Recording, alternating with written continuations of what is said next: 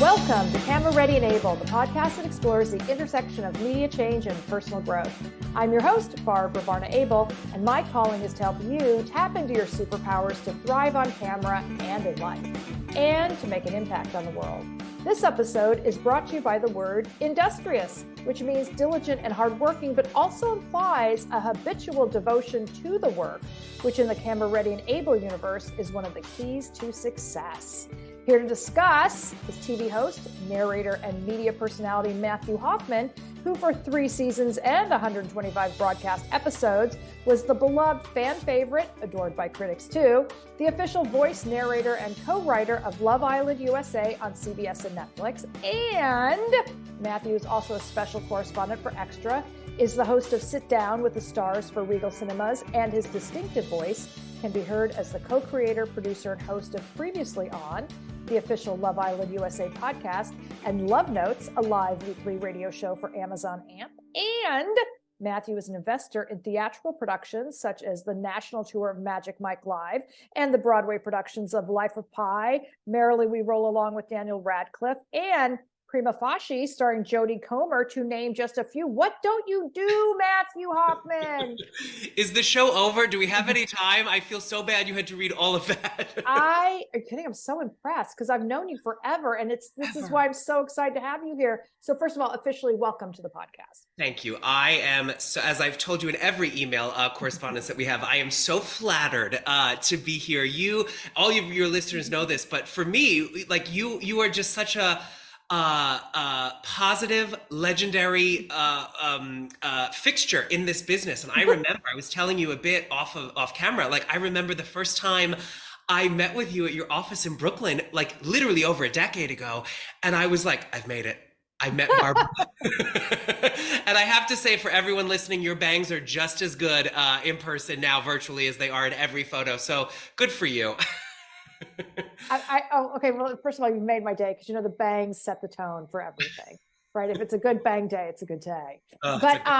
Let's talk about you because seriously, you were just a pup the first time I met you in my office, and I don't know who connected us, but you came in, and the one thing I'll say though, you had the same spark, energy that something that you have today, and so the thrill for me is to watch how you've developed and grown, which gets me into, I want to find out why you chose industrious as your word, but I can tell you that you've done the work and here you are, and you have credits for days that are mighty impressive. So but your living proof is stick with it, do it, be strategic, all of it. But so with all that, why did you choose industrious as your word? I chose it for 2 reasons. One, I am industrious to a fault. I wish I did not care as much as I do about work. Not the getting of the work, that's a whole different conversation, but the actual task of it. I treat everything as if it is, it's going to be on a 10 o'clock time slot. Like I just always, in my non-existent career, there has never been a job or a gig or a moment or an opportunity or an up at bat that I did not treat as if it was the one, not one.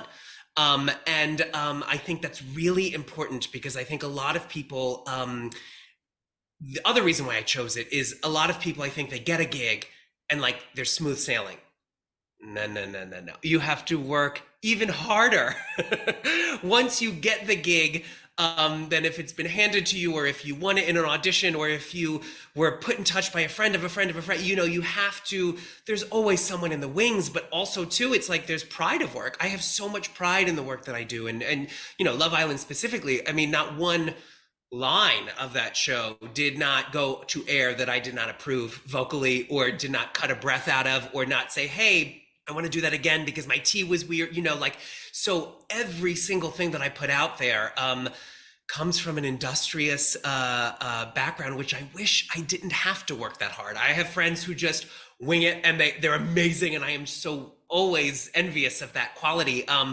But yeah, it was never for me. It was always just a tremendous, absurd, embarrassing work ethic that has hopefully served me well, but I also don't know how to do anything other than that.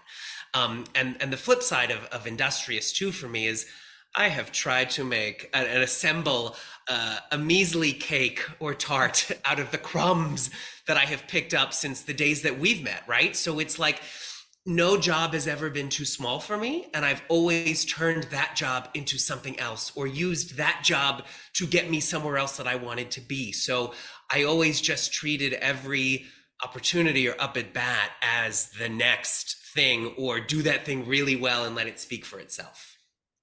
Okay, I just think all of that's incredibly beautiful. Were Oh. you raised with this? I have parents who, yeah, my dad is very much cross every T dot every I, for sure. But I'm the first and last, hopefully, for everyone else's sake, generation of entertainment. Like I was a theater kid growing up in New York. I started when I was like 15, 16. I think my first show was A Christmas Carol at Madison Square Garden. Jesse Eisenberg was my understudy, and like I learned just really early on that it was always about craft. And like, we're in a game now where it's all about attention, right? But I say industrious because those people who get the attention and then, they get the jobs, you still have to be so good at what you do, So I think from an early age, and then, I went to a conservatory for college. I did the Juilliard program my sophomore year of high school, evening division. So it was always this very strict, it's always the craft, right? It's always like the foundation of what you do. And then you get really good. You can ignore it and play with the rules and bend them a bit, which I've done a bit. So yeah, I've always had that. Well, I want to hold on to this for a second because now I'm getting to the subtitle or colon of Industrious is going to be the craft. So that's really, really important. I do want to acknowledge and celebrate. It has clearly served you so well. So keep doing what you do amazingly well. Three, it harkens back to something Elizabeth Wagmeister of Variety said on the podcast, which is it's so important to be really good at the job that you were hired to do, because especially anybody is younger than me, but there tend to be these tendencies like once I get hired, I'm thinking about the next job. And I know that sometimes that's a career strategy that is promoted, by thought leaders and stuff, but it doesn't work in craft driven fields. And Elizabeth always said that part of her success was being really good at the job she was hired to do, so that she built trust and then was allowed to create other outside opportunities. And so just because you got the job and you've done it a few times doesn't mean you're ready to move on to the next thing. You're living proof of this.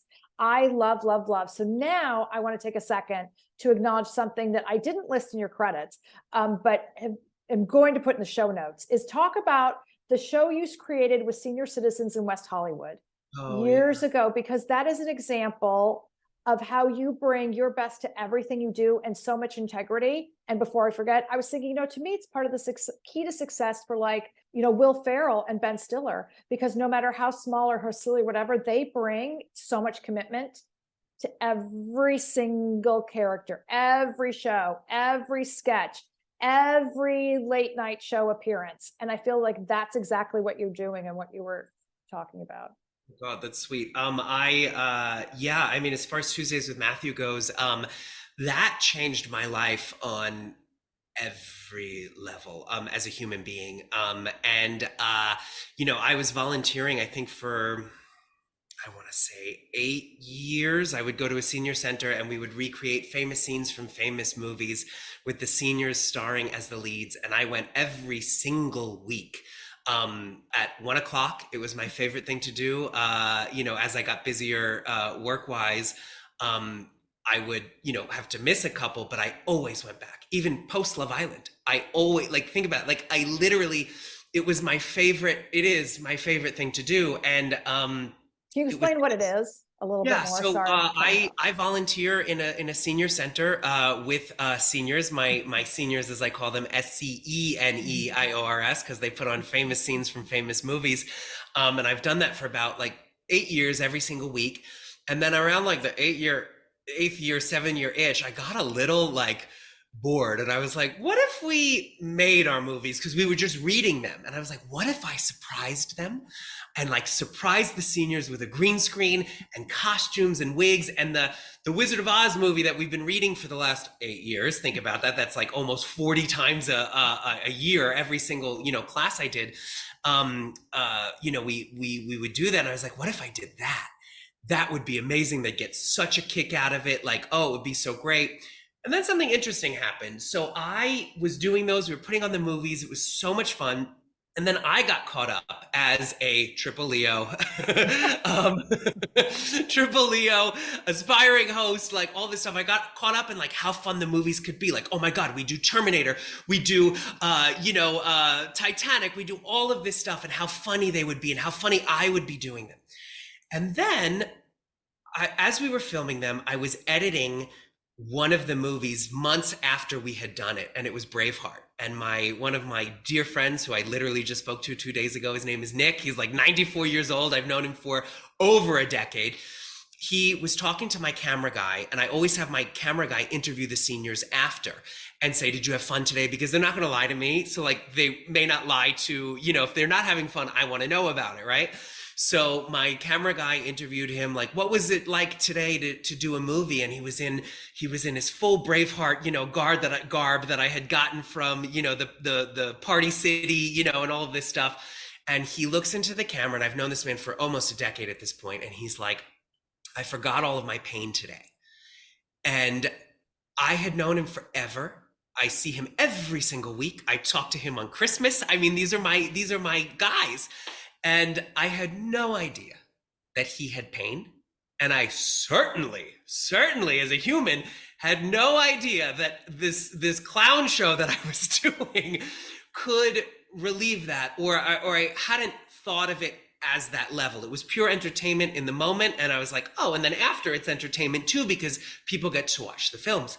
And I watched that in the edit bay.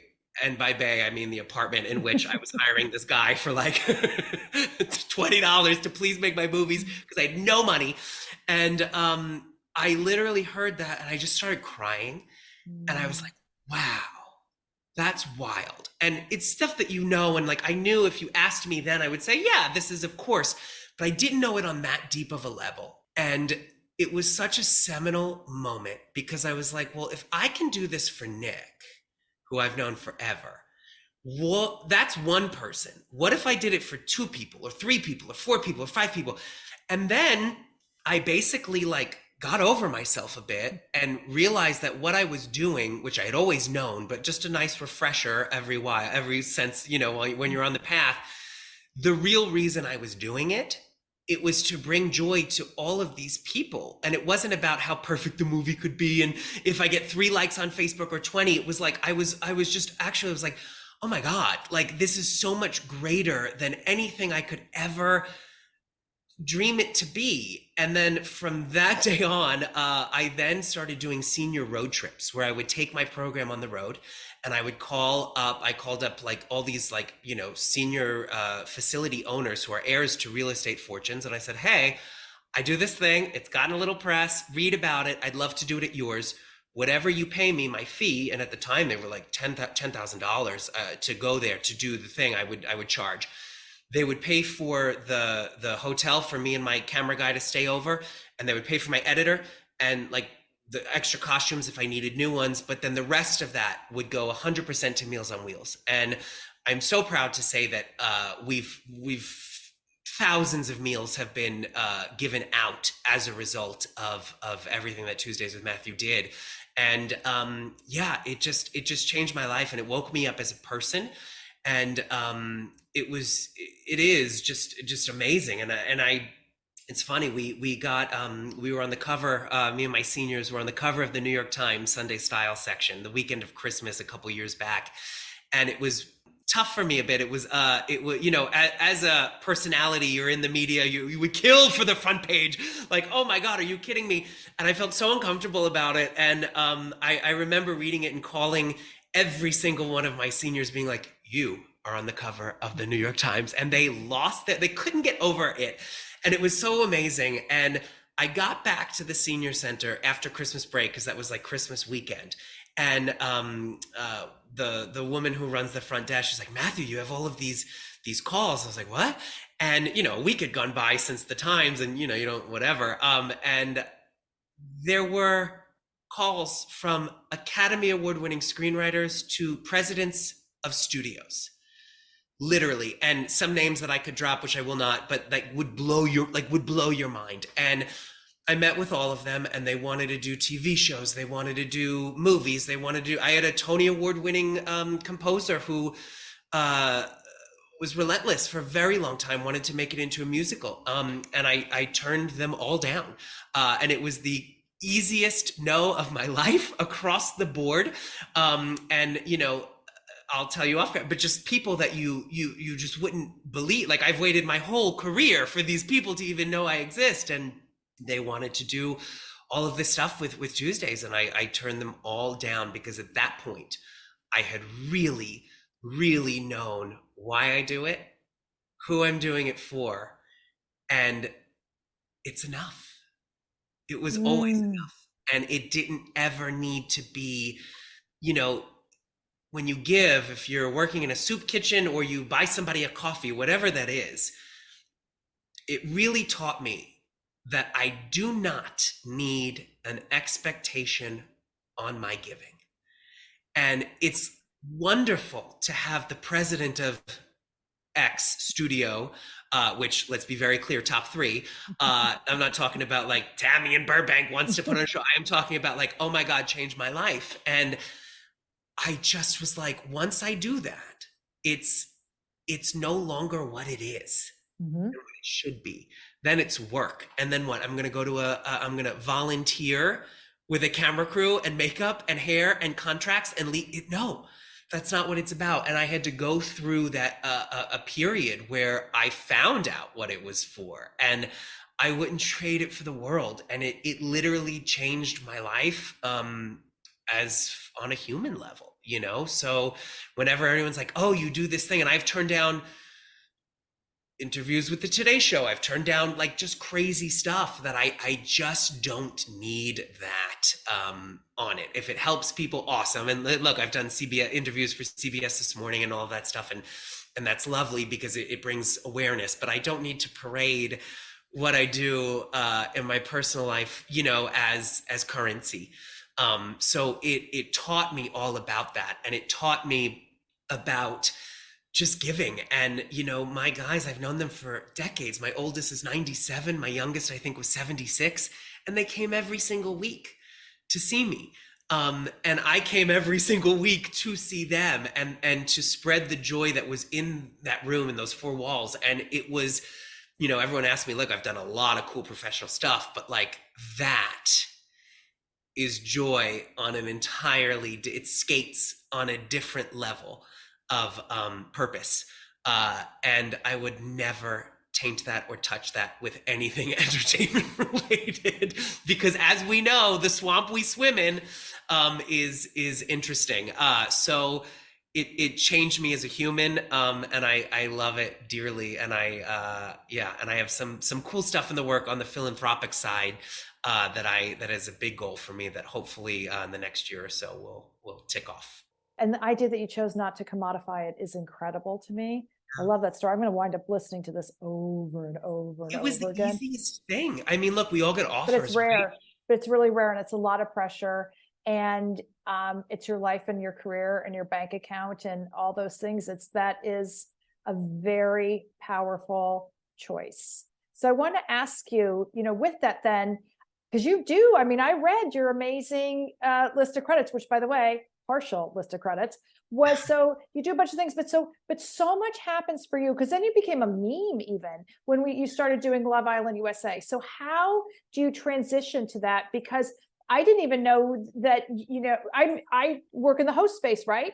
So I was like, host media personality Matthew Hoffman. The next thing I know, I was like, oh my God, you're like a voice maven. So yeah. Oh, big time. But I think my Industrious is what got me the gig. And Love Island is such a for a host, because we're speaking to the host audience, right? Like it ticked every box that I did not know it could tick. Meaning, so I was invited to audition for Love Island because the president of the production company thought that, quote, my humor and sensibility would be right for it. Now, at that point, I had been to ITV auditioning for years. We're talking 5, 6 years. So much so, one of the execs would line the hallway with my headshot by the time I got off the elevator to their office. Like, I kept going in there. I never booked anything, ever. And I was like, all right, well, these are the sharpest knives in the drawer. At least I'm in the space, and I'm so flattered to be there. And a mentor of mine, lovely mentor of mine, was like, your humor would be so right for this. And I was like, okay. In my head, I'm like, another audition I will not get. I go home, I get the sides like 2 days later. I get the sides. And, as a host, anybody listening, you get pretty much the same sides throughout your career. And like traditional hosts, it's like, coming up next, welcome back, we're da-da-da-da. And this was so different. This was so funny and so different. And it was a narrator. And nobody goes to narrating school. You know what I mean? Like, it was just such a rare, unless you're David Attenborough or Morgan Freeman, like, you're not getting these offers to narrate, certain things. And I was like, well, this is just different. And then they had you watch like 4 acts from the UK series. And then they gave you the script that you were to voice with the same words that the UK, did. And I'm watching this, I was like, oh my God, this is so funny. And I had peripherally had known about the show, but I didn't know about the show. I never watched a single episode, and I just knew it was a thing, but like was kind of just like always there. And after I watched the 4 acts, I then Googled the show, and I was like, this is a phenomenon. This is the biggest show over there for them. And it's just massive. And I was like, I will never get it. I will never get it. It's too big. It will go to every single famous person. And failing the fame level of it all that I have to compete with, it will then go to every distinctive vocal quality, which at the time I did not think I had. And I had never done a voiceover in my life. So I'm stuck with this script that is amazing. I'm stuck with this franchise that is going, because so many times we audition for things that don't go, like they just don't go. This baby was leaving the port with or without me. And I was like, I have a shot, but I don't, but I have a shot. So I have like 24 hours to really make this work for me. So I knew I wasn't going to get it. And I was like, I'm going to take the biggest swing of my life. And I rewrote every single line that came through for the UK version that they wanted you to read. So if the line was like, Barbara is looking at Zoom for her podcast, I rewrote, Barbara and her bangs are looking at the Zoom. So every time I could infuse my own lens comedically, I did it. And then I rewrote everything. I was really confident in, what it was to me, because I was like, I'm not getting it. So at least I'm going to like die on my own sword here. And then I panicked because I had never done a voiceover in my life. And I was like, wait a second. The line I just rewrote about Barbara and her bangs has to fit within the time code that they gave me. So I got from 117 to 121 to make my new joke in the time that they had. So I called up an audition place that does like commercials and voice stuff on Ventura Boulevard in the Valley. And I said, I will pay you money I did not have, and I will pay you to take the afternoon off. Give me from 12 to 4, because I need you with a stopwatch to sit and make sure that the line that I thought was so great actually makes it. Because if it doesn't make it visually with the television, there's no point. So I did that. I was there for about 3.5 hours doing an audition, just an audition. And I sent it in, and Dropbox alerted me that they had opened it, which was kind of rare and weird. And they called me, a casting director called me, who I had met previously for a Bravo show that I didn't get through ITV. And she's like, hey, not for nothing, just want to let you know, it was a Friday. She's like, we just played your thing and we are dying. So funny. And I was like, oh my God, amazing. Thank you so much. Done. That was October, right? October, November, December, January, February, March, April, May. Driving, minding my own business, no callback, no meeting with CBS, no nothing. I'm driving to the seniors, and I had accidentally taken the wrong turn off of an exit. And I go there every single week. So for whatever reason, I was distracted and I took the wrong exit and I wound up in like Venice. I was like, where am I? And I got a call from ITV. It was the president of ITV. And he's like, where are you? And I'm like, driving. I was like, trying to get where I'm supposed to go. And he's like, okay, before I call your lawyer, I wanted to let you know that you are the official voice of Love Island USA. And apparently, as the story is told to me, there were about 60 execs and producers of everywhere from, ITV and CBS in the room. They had blindly, I believe, played everybody's tape. Very famous people, tapes were played. And no names, no headshots, no nothing. Everyone had to listen because it's such an intimate thing as the narrator. And I think I was number one just by like sheer whatever. And everyone went around and they were like, number one. And then the president of the network was like, play number one again. And that was it. And then I was in Fiji literally 3 weeks later with a VO producer who literally had a stopwatch timing every single line I had written. So it was a wild, wild journey. And yeah, as far as, that job goes, I was doing my first promos for CBS in a booth that was just beautiful. This recording studio, I was like, I am so fired. They are so on to me. It is going to be so obvious to them that I have never laid down a silky track in my life ever. And I thought I was going to be fired during the promo stage. And then I would say thousands and thousands of voiceovers later. Yeah, that was it. Okay, I'm just plotting, and this is, years have already passed, but this is what an incredible story. But I want to unpack elements of that for people who are listening, just to understand. Let's go back to the very beginning. So one, you have the voice in your head. And so even though the voice in your head sounded pretty loud and definitive, you kept going. Like you didn't let it stop you. Two, the instinctive strategy around what do I need? What do I not know how to do? The idea that you called up voice recording place in the Valley, used resources you didn't have, which we translate to investing in your career. You were like, I have to make an investment if I want to get a return. And also too, I want to say it wasn't an investment in that job. Like it was, obviously, but the people who were asking me to audition, it was for that. It was for the next one, right? It's to always talk more about that. Say that one more time. That is so amazing and true and right on. Explain. It's so I knew, like with every fiber in my being, I would love to say I manifested it, and I did manifest all of these opportunities, but I knew that I was never getting this job. Like there was just no way. So then it becomes like a pure almost ego thing. Well, I want to do good because like I can and I will. So it's kind of like I'm going to die on my own sword and just like leave the building, going out the way I want to because I'm not going to get this. But also the caliber of executives and production company that had asked me to do this, that believed in me to do this, are so top shelf on a human level. They're so lovely that you don't even want to.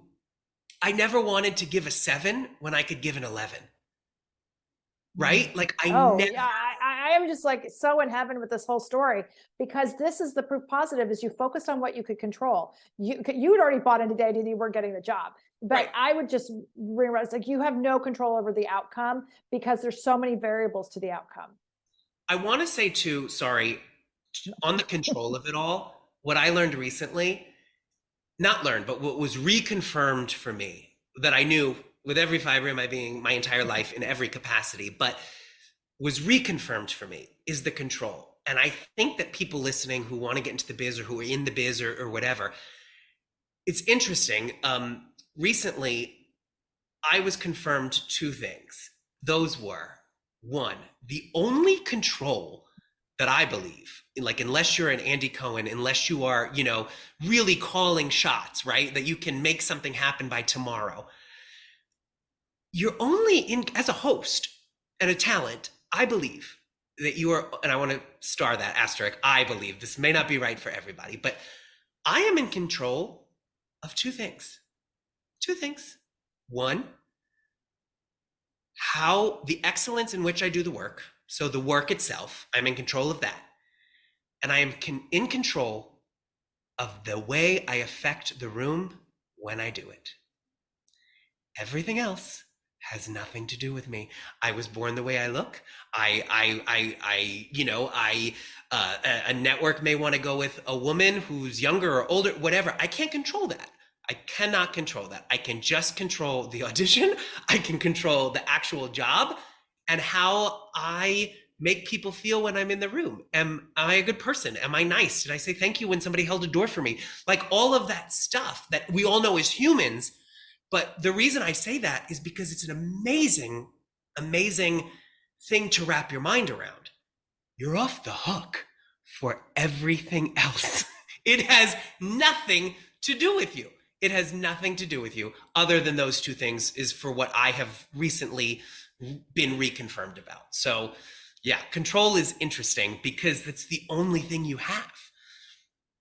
Beautifully, perfectly said. Remember before we just hopped on the call, I said I was so excited to talk to you because God. it's that same energy and it's you just leave the room, even if it's a virtual room, better than you found it. And that is the magic to everything. Because we do professionally on my side of the camera, we do talk to each other. And what you were beginning to say when I brought up this point was the fact that it deepens the ongoing relationship you have with these people who offered you the audition in the first place. And you want to, and so that's one of the things that you're focused on is getting to keeping the conversation going, keeping the door open, keeping the relationship going.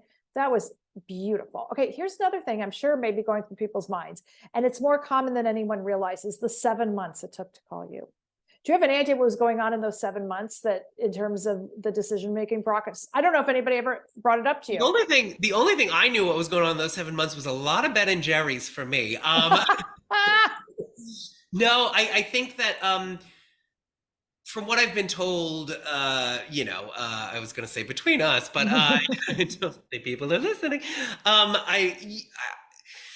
That part was so integral and is so integral to the show. It is make or break. And I think once they figured that out, everything else they had to do. There were no callbacks. There was no like, oh, well, we're reading X, and if X turns it down, that's not how it went. I think it was such a big production that they had not bigger fish to fry, but once they knew, okay, we have our guy, cool. And, the production company can vouch for me, we're cool. And then I think it was, wow, building a villa in Fiji, doing all this, getting a host, like all of that stuff. Is the whispers I have heard, not confirmed, but that's kind of what I've been told. No, but that's great. It's just because it's hard if you've never worked in this to understand how that part works. And I work with so many subject experts and people, coming from other industries and businesses who come into this or pitching shows, or somebody's developing an idea around their book or their business, and then they're shocked by how long things take.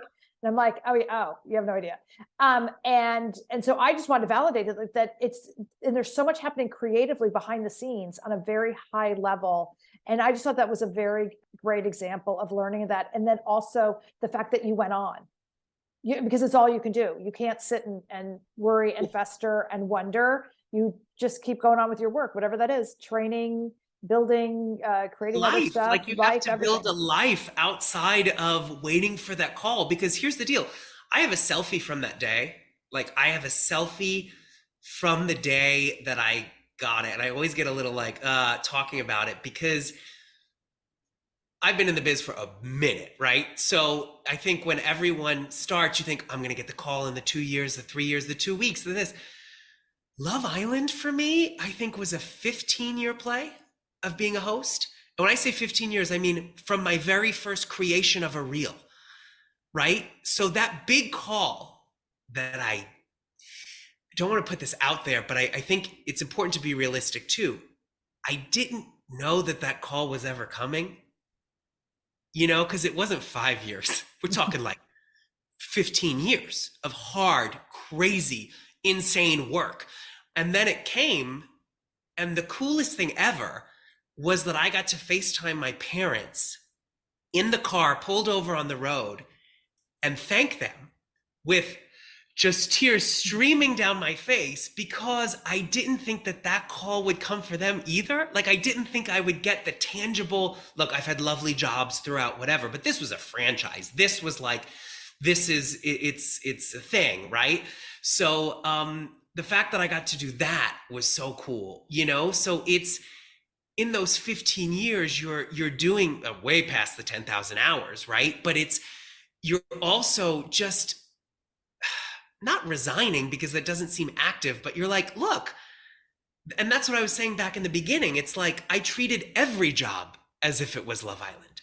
Every job, any person you ask who I've done anything for, whether it was like 2 episodes on, whatever, to this, it was always, everything was so there and done, and I treated everything the same. So you kind of just, well, if that big job doesn't come, I'm happy with what I've done for the local news network at 8 a.m. You know what I mean? Like, there's no difference to me. But that was such a tangible thing that I was like, wow, I got the call that you never think you're going to get anymore. So that was really cool. I love your commitment to the work and the integrity you bring to everything. I also want to ask you, sort of on a fun level, because now that that you fell into voice and narration, do you have a warm-up ritual? Oh God. Yes, I have. Love Island's kind of crazy because there's no day offs. So there's no, and season 2, I was on air 7 nights a week. So I was a singer growing up and all of that stuff. So I'm very, whatever. I do, halfway through the season, you don't need warm-ups because you are just ready. But like, season 1 in Fiji, at 1 a.m, I'm like, tonight, like it is so loud and it's so crazy at 1 a.m. So I do vocal warm-ups. There is someone asked me during press, I think season 2 or season 3, they're like, what do you do about your voice? Like, are people just guarding it? Like, is it a whole thing? And I counted for her live, like on a Zoom like this, I had like maybe 6 or 7 different mugs of just hot water at all times. And then ginger chews are a good friend of mine until season 3, when I dislocated my jaw trying to chew them. So that wasn't fun for like 2 days. But other than that, it's like ginger or like ginger cubes in hot water. Tea is not my friend, but so that's it. And then quarterly, I get a lovely, 400-foot camera down my throat, just to make sure everything is okay. And it's good. But so it's good. She's done me well. No, but that is really great information though, too, because now that so many of us, myself included, doing podcasts, and people forget that one, these are muscles and things, and but 2, that we have to treat it with respect, because we're not just talking, we're communicating, and we have to take care of it. And so, if anything happens to me vocal, like if I even hear something, I am in that waiting room so quick. I'm like, put a camera down. Let's see, like, am I okay? Is everything all right? But yeah, I'm hyper aware of it. Do you believe work harder, work smarter, or both? Both. Easy, because you're working smart in your work harder. Ooh, I love that. If you're not working hard, you're not working smart, and I'm not saying, I think there's ways, I think we all know work-wise, like, oh, that's probably not beneficial to me, or that's probably not worth my time, or that's probably not whatever. But I think there's power in no's, right? I think you can say no. Don't say yes to something that you're not going to give 11%, because that person knows this person who knows that person. And then forgetting that, it's just out there. Your work is out there. So I think both. I think everyone needs to listen to you, which brings me, I think one final question was, because you have created so much opportunity for yourself, and your sense of being industrious has made the world a better place and done wonderful things for you, what are suggestions you have for people who aspire to do what you do? I think it's very easy, actually. I think it's love it. Love it so hard, because this business sucks. Like, it just sucks. And it sucks when it's great. Like, when it's real good, when you see in zeros you never even thought you were going to see, when you're getting picked up in a car that's so shiny, when you're doing this, it still sucks. So you have to. How does it suck? Explain to us how it sucks. Because I think we only see the shiny. It's like, when you're looking at, Us magazine, and you see all those party pictures and it looks so fun. And until you're on the other side, you don't understand that's work. Thank you, Barbara. It is the most work. It is yes. And I say it sucks. What I mean by that is I mean that I think that people go into show business thinking it's all show. And it's the opposite. It is 99.9% business. And if you are not a business man or woman or whatever, you are going to not love it as much. So the up at bats that you get in this business are so rare and so fleeting. Like even auditions I'm like, oh great, amazing. I get to do my thing because I'm stuck in emails with a lawyer or with this or with that for a lot of my day. So the fact that you get to do your thing is so great, but it's rare. It's rare. So I say love it, because if you love what you're doing and it may take you 6 months, 6 years to do it again, that will bring you through the valleys. I have had high highs, and I have had low lows.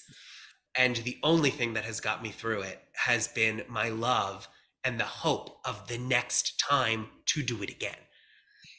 Because we deal with such interesting people that it's tricky. It's a really tricky business. And I think people forget the business part. And I think if you can love the thing that you're trying to do through the business part, then you will be okay. But if you do not love it, if you like love it anything less than an 8 or a 7, whew, Godspeed, because it is just, it's so tough. It's just so tough. So your belief in yourself and your belief in what you want to do has to override the crazy, and not fun crazy, not like flipping tables on Bravo crazy, like just like, oh, this is so stupid. Like, this is such a waste of my time, or, oh, that person doesn't get it, or it has to survive all of that. And all of the people who don't call you back, and all the people who do call you back, but then want you to work for free, or all the people who don't call you back, but then want something from you 6 months down there. You have to love it enough to put up with all of the tornado that surrounds it. So I say love it. And if you don't love it, just have a peaceful, lovely life. I knew I needed to talk to you today. You are, what a great guest. J'adore you, Matthew Hoffman. Thank you. I feel like I've talked your face off. If anyone's still listening, thank you. I'm going to be listening over and over again. Thank you. And I want to thank you for listening to Camera Ready and Able. If you're looking for help strategizing your career and tapping into your greatness, please shoot me a note via my website, abelintermedia.com, and be sure to download my free ebook, 12 Tips for Success on Camera. And as always, please hit the subscribe button if you haven't already.